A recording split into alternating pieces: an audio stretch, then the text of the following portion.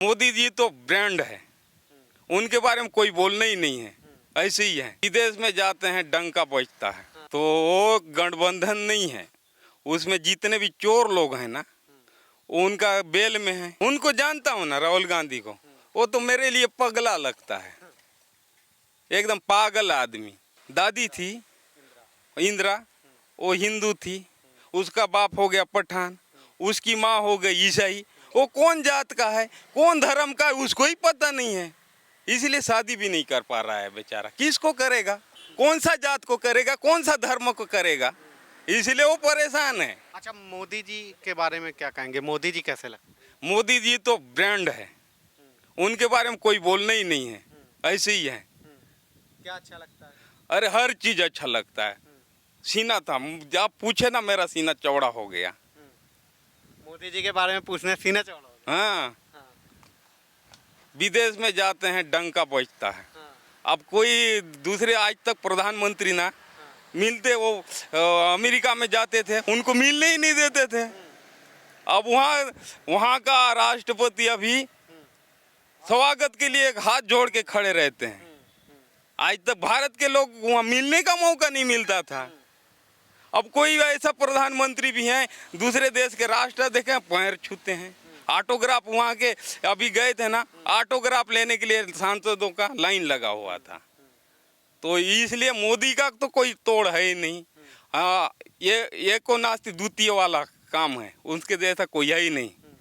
अच्छा, ये कहते हैं कि बहुत सारे जो गठबंधन है मोदी को हराने के लिए 24 में एकजुट हो रहे हैं। कह रहे हैं कि मोदी ने गरीबों को छला है, गरीबों के लिए कुछ काम नहीं किया है, सरकार बदलनी चाहिए 24 में। तो वो गठबंधन नहीं है, उसमें जितने भी चोर लोग हैं ना उनका बेल में है। उनको सजा से बचना है, इसीलिए गठबंधन है। बाकी कुछ नहीं है उनका। उनको अपना जो चोरी किया है ना उनका बचना है, इसलिए उनको गठबंधन करना है, मोदी को हटाना है। लेकिन नहीं हटेंगे, जनता चाहेगी तब तो हटाएंगे, कितने भी गठबंधन रहे।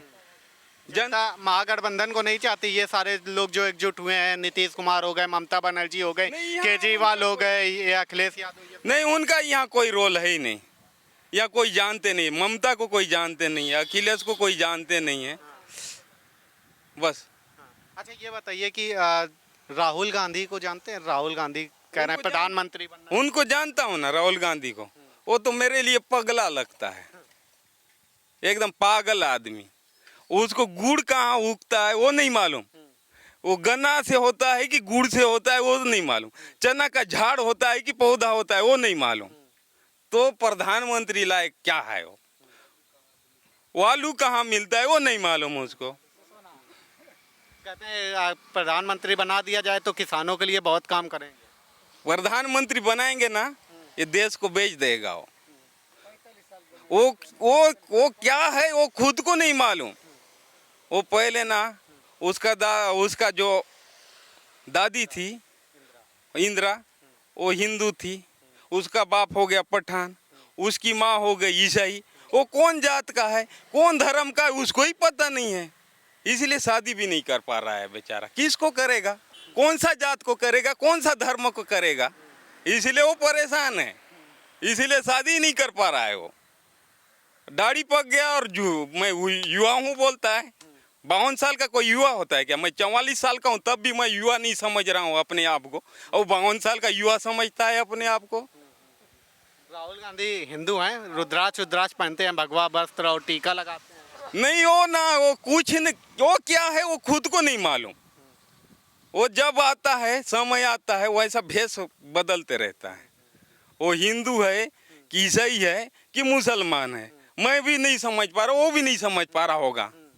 सभी धर्म को मानने वाले हैं तो उसमें दिक्कत क्या है? मतलब कि हिंदू मुस्लिम सिख ईसाई आपस में भाई भाई।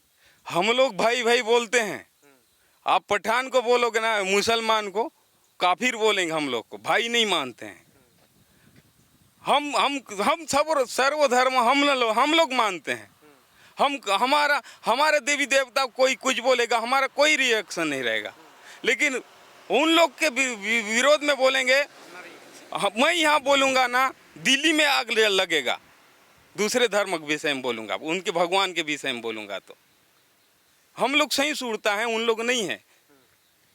वो भाई भाई हम लोग मानते हैं, उन लोग नहीं मानते हैं। हम लोग को काफिर मानते हैं, अन्य धर्म को। अच्छा, ये जो कन्वर्जन लगातार चल रहा है, ठीक है, ये जो धर्मांतरण आदिवासी इलाकों में, गरीब इलाकों में चल रहा है, क्या लगता है साजिश के तहत चल रहा है क्या? ये साजिश के तरह चल रहा है, वोट बैंक बनाने के लिए, अब बाकी कुछ नहीं है। तो क्या लगता है धर्मांतरण करा के किसी का वोट बैंक का फायदा होगा क्या? वो फिर उन लोग अपने अपने वोट बैंक के हिसाब से कुछ करेंगे, इसीलिए करा रहे होंगे।